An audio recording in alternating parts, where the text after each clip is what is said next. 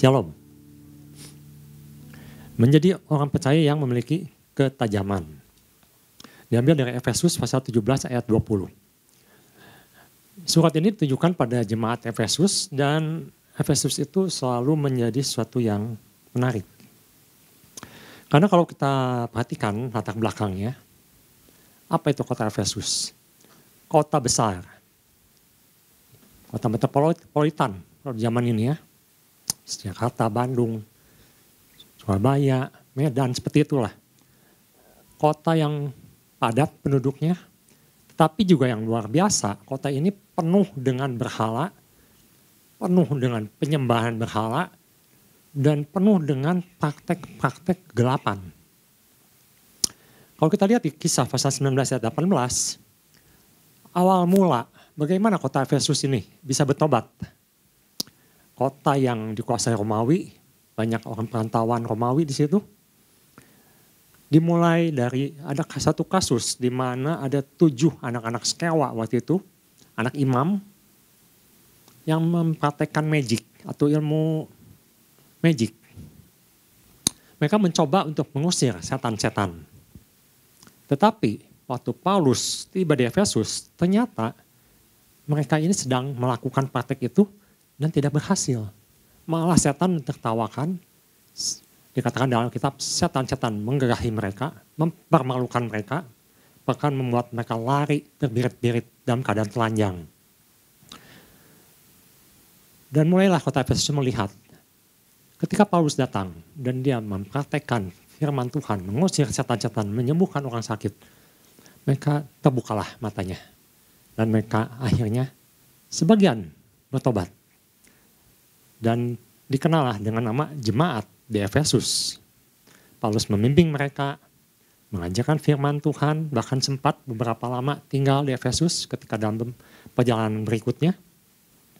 Tetapi ada juga orang-orang yang mengasah hati mereka, seperti Demetrius di situ disebutkan dalam ayat 24. Dan penyebabnya akan kita lihat salah satu penyebab orang tetap dalam kebebalan, tetap dalam kebodohan, tetap dalam keadaan tumpul. Tetapi yang menjadi konteks firman Tuhan dan juga pesan Tuhan untuk kita, ini adalah untuk orang-orang yang percaya. Paulus menuliskan untuk orang-orang Efesus yang sudah bertobat, yang sudah percaya. Dan pesannya adalah kita harus menjadi anak Tuhan yang semakin tajam. Makin tajam dalam Tuhan. Mari kita lihat 21 sampai 23. Di sini katakan, karena kamu, orang-orang Efesus, jemaat Tuhan, sudah atau telah mendengar tentang dia, tentang Kristus, tentang Yesus, dan menerima pengajaran di dalam dia menurut kebenaran yang nyata dalam Yesus. 22, yaitu bahwa kamu berhubung dengan kehidupan kamu yang dahulu, yang penuh dengan berhala, yang penuh dengan praktek-praktek kegelapan, harus menanggalkan manusia lama yang menemui kebinasaan oleh nafsunya yang menyesatkan. Ayat 23, supaya kamu diperbaharui di dalam roh dan pikiranmu. Nah, ini akan kita pelajari pagi hari ini. Terutama di ayat 23. Supaya kamu diperbaharui di dalam roh dan pikiranmu. Dalam terjemahan lain dikatakan supaya roh yang ada dalam pikiranmu itu semakin berkembang, semakin tajam. Kok bisa ada hubungan roh dan pikiran? Nanti kita akan belajar sama. Dalam Efesus pasal 4 ayat 23 dikatakan supaya kamu diperbaharui. Perbaharui ini memakai kata bahasa aslinya ananeo. Atau dalam kalimatnya disebutkan ananeostai. Kalimat pasif. Supaya kamu diperbaharui. Supaya kamu semakin berkembang. Supaya kamu semakin bertumbuh ke level yang lebih tinggi. Supaya kamu semakin tajam. Oleh siapa? Oleh roh.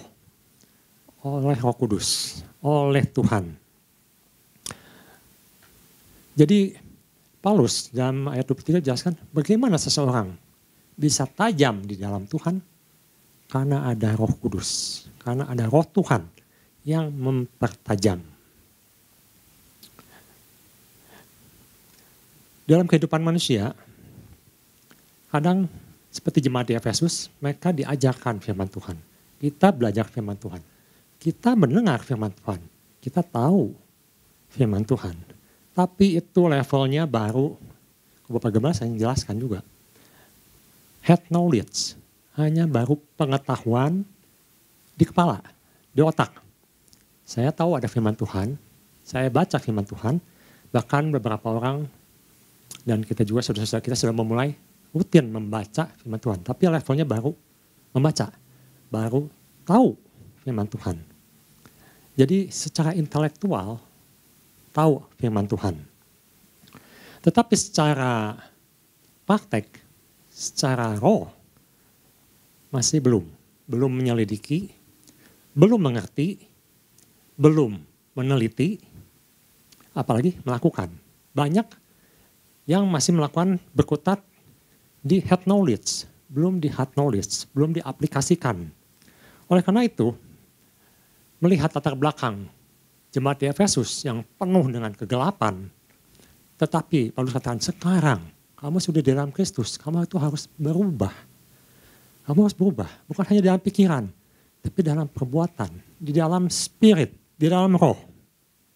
Nah itu yang dipakai dalam Efesus pasal 4 ayat ke-18.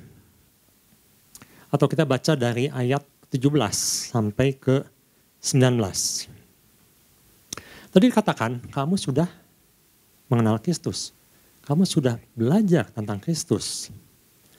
Tetapi di sini kalau kita mundur 3 ayat ke atas, ada sesuatu yang Paulus tekankan bahwa ada sesuatu yang harus lebih lagi dilakukan oleh jemaat Efesus, termasuk oleh kita. Di situ katakan ya 17, sebab itu kukatakan dan kutegaskan ini kepadamu di dalam Tuhan, jangan hidup lagi sama seperti orang-orang yang tidak mengenal Allah dan pikirnya sia-sia. Dan pengertiannya yang gelap, jauh dari hidup persekutuan dengan Allah. Karena kebodohan yang ada di dalam mereka dan karena kedegilan hati mereka. Ayat 19, perasaan mereka telah tumpul. Sehingga mereka menyerahkan diri kepada hawa nafsu dan mengerjakan dengan serakah segala macam kecemaran. Di sini menarik karena dikatakan kalau di ayat 18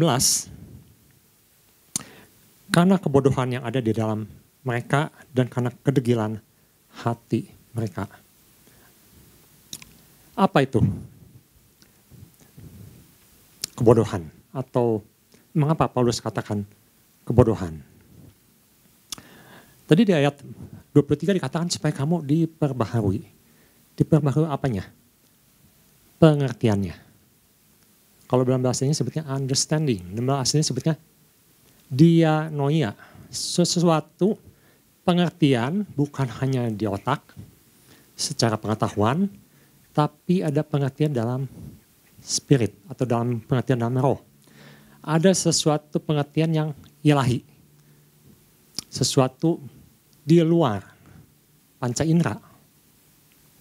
Itu menyangkut hubungan dengan Tuhan, menyangkut dengan doa, menyangkut dengan minta pewahyuan atau iluminasi, pengertian tentang firman, dan juga melakukannya secara praktikal atau melakukan apa yang Tuhan sudah firmankan.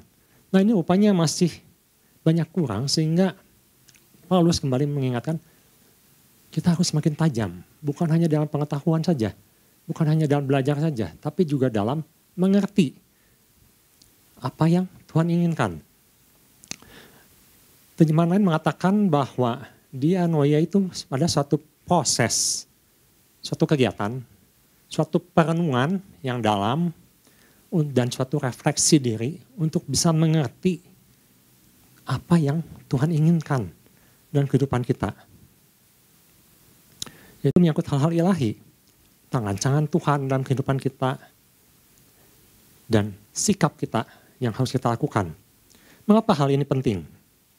Mengapa kita harus semakin tajam? Mengapa kita harus semakin bertumbuh dalam kebenaran firman Tuhan dan melakukannya? Saya menemukan begini, ada satu teman, saya kenal orang ini, kami kenal. Orang ini sudah percaya Tuhan. Sudah membaca firman Tuhan, beribadah hari Minggu, walaupun kadang-kadang bolong-bolong. Tetapi yang mengejutkan ketika suatu kali bertemu dengan orang ini, teman ini, kebetulan dia sedang keluar dengan temannya, jadi kami berbincang-bincang dengan anaknya. Kemudian dia datang, dia pulang, dia bawa oleh-oleh, makanan kecil. Lalu berceritalah dia baru bertemu dengan teman-temannya. Dan dia katakan, kami ini baru ngobrol-ngobrol dengan teman-teman, dan kami ini ingin tahu mengenai keadaan teman kami yang sudah meninggal. Nah di situ sudah mulai, gitu ya. Mulai hati ini berkata ada yang gak beres. Berbincang-bincang dengan, akhirnya dia katakan dengan teman yang sudah meninggal. Artinya apa? Dia memanggil roh, orangnya sudah meninggal. Dan dia katakan ada satu temannya yang bisa menyampaikan pesan temannya itu. Dengan kata lain, Alkitab sebutkan itu adalah medium atau orang yang dirasuk oleh roh. Yang mengagetkan teman ini adalah seorang yang sudah percaya. Dia tahu firman, tapi dalam praktek dia tidak punya kepekaan sama sekali. Apakah dia tidak mengerti? Mungkin saat nulis dia tahu. Bahkan kami sempat menegur, sempat mengingatkan kalau itu adalah suatu kegiatan yang bertentangan dengan firman Tuhan. Dan itu adalah memanggil roh itu adalah berhubungan dengan kegelapan, dengan setan-setan, dengan iblis. Apa yang menjadi reaksinya? Dia tersinggung, kelihatan dari raut wajahnya, tapi tidak menunjukkan pertobatan, tidak menunjukkan satu penyesalan, bahkan lebih cenderung berusaha untuk menghindar atau menjauhi kami. Nah ini yang menjadi satu kesedihan, termasuk dari Paulus. Kalau orang percaya hanya mengetahui tapi tidak ada tindakan, tidak ada suatu kemajuan dalam kerohaniannya dalam bentuk tindakan nyata, di mana dia masih seperti orang lama. Kota Efesus penuh dengan kegelapan. Mereka belum keluar dari situ. Mereka masih terikat dengan hal-hal yang lama. Sehingga Paulus katakan, engkau harus bertumbuh. Semakin tajam. Harus tahu apa yang menjadi kehendak Allah. Harus semakin mengerti apa yang Tuhan inginkan. Dan mengerti kamu ada di mana. Apakah itu bertentangan dengan firman atau tidak. Nah itu disebut dengan dianoia. Jadi di kitab lain, Paulus katakan ketika seorang bertobat, dia harus melalui suatu perubahan pikiran. Metanoia. Dan ini berhubungan dengan metanoia. Metanoia itu perubahan pikiran sehingga kita bisa menerima firman Tuhan. Tetapi dalam hal spiritual, dalam hal tindakan, di Efesus ini Paulus katakan kamu harus dianoia. Nah kenapa orang bisa menjauh atau bahkan tumpul seperti pisau. Baru diasah, saya punya pisau di rumah, biasanya yang masak kan istri. Kadang-kadang minta diasahkan. Ada satu tipe pisau, pisaunya biasanya agak murah harganya, coba diasah. Nah ketika sudah tajam, pakai potong, baru beberapa menit nih. Baru 5 menit mungkin. Ditinggal sebentar, dipakai tumpul lagi. Diasah lagi. Pakai sebentar, tumpul lagi. Kok bisa ya? Nah seperti itu. Tapi pisau yang kualitasnya bagus, bahkan saya pernah lihat ada orang menjual pisau harga jutaan rupiah, bahkan ada yang puluhan juta. Saya pikir ini uang buat masak pun puluhan juta. Apa bedanya? Karena pisau yang tajam, dia akan selalu dalam keadaan tajam. Tetapi dia hanya perlu diasah sebentar. Dan dia akan tetap tajam. Walaupun ditinggal beberapa lama, walaupun dipakai banyak kerja, tetap tajam. Nah itu yang Paulus inginkan. Semakin tajam, semakin tajam, semakin dan tetap tajam. Jangan diasah tumpul, diasah tumpul, diasah tumpul. Akhirnya apa? Artinya kembali lagi, kembali lagi, kembali lagi. Nah mengapa orang bisa seperti itu? Di sini katakan, ayat ke-18, Efesus pasal 4. jauh dari hidup persekutuan dengan Allah karena kebodohan yang ada di dalam mereka dan karena kedegilan hati mereka. Dalam terjemahan lain disebutkan bahwa kegelapan atau skotos menutupi pengertian atau dianoia mereka. Ada sesuatu yang menutupi, ada sesuatu yang menghalangi. Apa itu? Kedegilan hati. Atau di sini dalam bahasa Indonesia disebutkan kedegilan hati mereka. Apa itu kedegilan hati? Kedegilan hati itu suatu hati yang mengeras. Kalau dalam bahasa Inggris sebutnya parosin teskardia. Hatinya mengeras menjadi seperti, dalam bahasa Inggris sebutnya kalos, atau dalam bahasa Indonesia sebutnya kapalan. Bapak tahu ya kapalan? Kapalan itu kulit yang mengeras karena sering tergesek-gesek.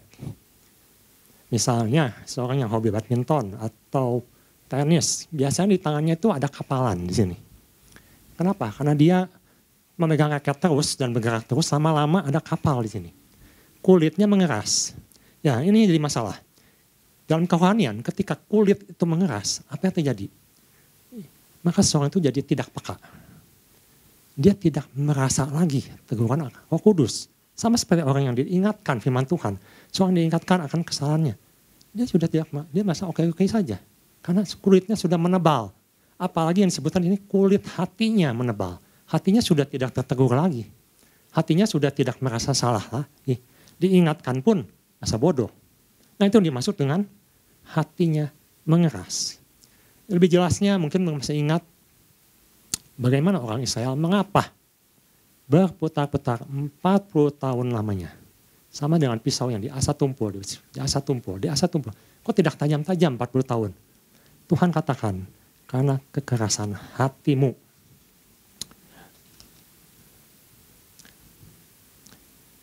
Orang Israel mengeraskan hati. Sehingga 40 tahun mereka berputar-putar di padang gurun. Tidak ada solusi, tidak ada kemajuan. Di padang gurun terus, di situ terus. Karena mengeraskan hati mereka. Dalam kenyataan, Paulus katakan di sini, di ayat 18b atau di 4:18b, hati yang kapalan atau kulit yang mengeras, bila digesek terus, semakin tebal, semakin keras, itu terjadi karena seseorang melawan atau menolak teguran Roh Kudus. Dengan kata lain, kita lihat di Lukas pasal 8 ayat 10, ia menolak kasih karunia Tuhan. Sangat disayangkan kalau seseorang menolak kasih karunia Tuhan di mana Tuhan sudah berikan kesempatan, sudah berikan teguran dengan maksud supaya orang ini bertumbuh semakin baik, semakin tajam dalam Tuhan, tapi dia menolak. Lukas 8 ayat 10, kepadamu diberi karunia untuk mengetahui rahasia kerajaan Allah. Ini Yesus yang mengatakan. Tetapi kepada orang-orang lain hal itu diberitakan dalam perumpamaan. Alkitab mencatat mengapa ada orang yang mendengar tetap tidak mengerti, ada yang melihat tetap tidak percaya. Nah Yesus katakan supaya sekalipun memandang mereka tidak melihat dan sekalipun mendengar mereka tidak mengerti. Apakah Tuhan yang membuat orang itu keras hatinya? Apakah Tuhan yang sengaja membuat orang itu tidak bisa mengerti? Ternyata kalau kita pelajari tentang kekerasan hati ini, seperti Firaun misalnya yang mengeraskan hati, itu sebenarnya dalam bahasa Tuhan mengeraskan itu adalah karena orang itu sendiri yang mengeraskan hatinya. Orang itu yang menolak firman, orang itu yang menolak teguran, orangnya itu yang tidak mau ditegur oleh Roh Kudus. Mengeraskan hatinya, sehingga ketika seorang mengeraskan hatinya, dia melihat, tapi tidak mengerti. Dia mendengar, tapi juga tidak mengerti. Jadi, firman diberitakan, firman dibaca, tapi tidak ada perubahan. Tetap aja pisaunya tumpul. Tetap saja hatinya keras. Jadi di sini dikatakan, bagaimana seorang seharusnya bisa maju, bisa tajam di dalam Tuhan, di sini berhubungan dengan hati. Yakobus pasal 1 ayat 21. Penekanannya di bagian B. Tapi kita bisa baca di ayat pertama karena ini berhubungan juga dengan apa yang Paulus tuliskan. Sebab itu buanglah segala sesuatu yang kotor dan kejahatan yang begitu banyak itu. Nah ini, terimalah dengan lemah lembut firman yang tertanam dalam hatimu yang berkuasa menyelamatkan jiwamu. Yakobus ini mengatakan hanya dengan hati yang lemah lembut, yang mau dilembutkan, hati yang mau menerima firman Tuhan, hati yang mau ditegur, hati yang mau dibimbing, hati yang mau diajar. Dan itu yang dilakukan orang-orang Berea. Yang sudah dijelaskan oleh Bapak Gembala dan rekan-rekan. Hati yang mau dibimbing, ditegur, diteguhkan, dikuatkan. Karena tentang hard knowledge atau yang dalam bahasa asing dianoia ini berhubungan dengan hal-hal rohani. Berhubungan dengan hal rohani di mana seseorang bisa mengerti sebenarnya Tuhan ini ingin kita kemana. Kita mendapat pesan di visi yang baru. Tuhan akan bawa kita ke wilayah yang baru. Kita harus melembutkan hati kita. Kita harus belajar untuk takluk kepada pimpinan Tuhan. Di Bani pasal 3 ayat 13 kita lihat. Apa yang membuat orang sulit untuk merendahkan hatinya. Melembutkan hatinya. Tetapi nasihatilah seorang akan yang lain setiap hari selama masih dapatkan hari ini. Saat ini. Ketika mendengarkan firman ini. Supaya jangan ada di antara kamu yang menjadi tegar hatinya. Keras hatinya. Tidak mau menerima teguran. Tidak mau menerima kebenaran firman. Karena tipu daya dosa. Masih betah tinggal dalam dosa. Masih betah tinggal di kegelapan. Penulis Ibrani mengingatkan, ini mengutip dari PL, ketika Tuhan menegur orang Israel, jikalau hari ini kamu ditegur, jikalau hari ini kamu diajar, jikalau hari ini kamu dibimbing akan kebenaran firman Tuhan, jangan keraskan hati. Karena hati yang keras tidak akan bisa menangkap sesuatu yang ilahi. Hati yang keras tidak bisa menangkap apa yang Tuhan inginkan. Hati yang keras tidak bisa menerima teguran Roh Kudus. Apa yang terjadi ketika hati itu keras? Tidak bertumbuh. Tidak ada pemulihan. Tidak ada ketajaman. Berkutat di situ masalahnya. Terus di situ. Karena tidak mau menerima teguran Tuhan. Mari kita lihat di Yakobus pasal 1 ayat 21. Atau kita baca di Efesus dulu. Menyambung dari apa yang Paulus katakan di jemaat Efesus yang menjadi pesan Tuhan minggu ini. Ada sesuatu yang Paulus ingatkan di sini. Nah, ini berhubungan dengan kekerasan hati juga. Efesus 4 ayat 30. Di sini Paulus mengingatkan, janganlah kamu mendukakan Roh Kudus. Kalau ditegur oleh Roh Kudus, coba renungkan kembali, refleksikan kembali, apakah benar yang dikatakan Roh Kudus tentang dosa kita, tentang kekerasan hati kita, tentang kesalahan kita. Coba dipikirkan kembali, renungkan kembali. Jangan menolak apa yang Roh Kudus ingatkan. Jangan mendukakan Roh Kudus yang telah membatalkan kamu menjelang hari penyelamatan. Ayat 31. Buanglah kepahitan. Rupanya kepahitan ini yang membuat orang sulit ditegur. Kepahitan ini sulit membuat orang bisa menerima firman Tuhan dan melakukan apalagi sesuatu yang rohani. Pahit hatinya. Kegeraman, kemarahan. Kemarahan ini menyangkut amarah, kecewaan, pertikaian, sukanya selalu bertentangan dengan orang lain, bikin masalah. Dan fitnah hendaklah dibuang di antara kamu. Demikian pula segala kejahatan. Kejahatan di sini kalau kita lihat di Efesus, katakan ada kerakusan juga, masalah kerakusan. Di ayat 19 misalnya. Nah ini berhubungan dengan apa yang Paulus katakan. Ada hawa nafsu, ada keserakahan. Apa sih keserakahan? Ketika di Efesus, Paulus menyampaikan firman Tuhan, menyatakan otoritas Tuhan, mengusir setan-setan, banyak yang percaya. Ketika itu ada satu orang, ada sekelompok orang yang juga melihat pekerjaan Tuhan dan tahu pekerjaan Tuhan, sadar ada pekerjaan Tuhan di situ, tapi mereka menentang. Mereka mengeraskan hati mereka. Kalau kita lihat di Kisah pasal 19 ayat 24, ada namanya Demetrius. Demetrius, dia mengumpulkan orang-orang di Efesus untuk menentang pekerjaan Tuhan. Mengapa? Bisa begitu. Ini berhubungan dengan kerakusan atau sesuatu yang berhubungan dengan materi, mamon, uang. Sebab ada seorang bernama Demetrius, seorang tukang perak yang membuat kuil-kuilan Dewi Artemis dari perak. Usahanya itu mendatangkan penghasilan yang tidak sedikit bagi tukang-tukangnya. Rupanya ini yang menjadikan mereka menolak firman Tuhan, mengeraskan mereka karena ada kerakusan akan materi. Berbeda dengan orang-orang yang menerima firman Tuhan, yang mau melembutkan hatinya dan juga mau berubah, mau dibimbing. Kita lihat di ayat 19. Apa terjadi kepada orang-orang yang mau melembutkan hatinya? Ketika Paulus menegur mereka dengan firman yang keras, kita lihat di Kisah pasal 19, ayat 19.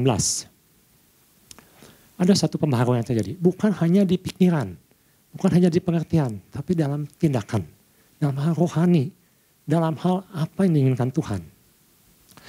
Banyak juga data mereka yang pernah melakukan sihir, kita lihat background-nya, banyak melakukan dosa, mengumpulkan kitab-kitabnya, lalu membakarnya di depan mata semua orang. Dan kita lihat nilainya berapa. Nilai kitab-kitab itu ditaksir 50.000 uang perak. Bukan jumlah yang kecil. Ya nanti ibu bapak bisa hitung berapa jumlahnya. Sudah pernah ada yang menghitung. Itu nilainya besar sekali. Mungkin bisa melihat. Bagaimana dua perbedaan ini? Satu orang bisa dipulihkan dan melakukan apa yang Tuhan inginkan. Satu orang sama-sama melihat, sama-sama mendengar, tapi tidak mendapatkan atau menolak tepatnya kasih karunia Tuhan. Karena dia mengeraskan hatinya demi sesuatu yang mereka masih pegang. Kerakusan, kemarahan, kepahitan disimpan terus. Nah jadi pagi hari ini, Paulus mengingatkan kita kembali, buanglah hal-hal seperti itu, rendahkan dirimu di tangan, di kaki Tuhan, rendahkan dirimu. Dan kita akan lihat suatu ayat di sini. Kita lihat di Matius pasal 26 ayat 39 sebagai penutup. Bagaimana seseorang bisa semakin tajam, semakin mengerti kehendak Tuhan, sesuatu yang ilahi, bahkan bisa mengerti hal-hal kebijaksanaan, wisdom, bisa mendapatkan pewahyuan dari Tuhan atau iluminasi dari Tuhan. Kita bisa meniru seperti ini. Matius pasal 26 ayat 39. Dicontohkan oleh Tuhan kita sendiri, Tuhan Yesus ketika dia di Getsemani. Yesus berdoa pada Tuhan, ya Bapakku, jikalau sekiranya mungkin, biarlah cawan ini lalu daripada-Ku. Kalau keinginan Yesus, dan juga mungkin keinginan kita, janganlah, jauhkanlah apa yang kita tidak suka, apa yang kita tidak mau. Tapi, apa yang disebut dengan hati yang lembut, hati yang mau, dan melakukan apa yang Tuhan inginkan. Kita lanjutkan apa yang Yesus katakan. Tetapi, janganlah seperti yang Ku kehendaki. Janganlah seperti apa yang kita inginkan. Apa yang kita masih pegang erat. Tetapi, seperti yang Engkau kehendaki. Dan biarlah ini menjadi doa kita. Ketika seorang mau, seperti Yesus, melembutkan hatinya, menerima apa yang Bapa inginkan, apa yang Tuhan inginkan, maka Itu yang disebut dengan hati yang lembut. Dan di situ maka Tuhan katakan engkau akan semakin tajam, semakin bertumbuh, semakin kuat, semakin mengerti apa yang Tuhan inginkan dalam hidup kita. Tuhan Yesus memberkati.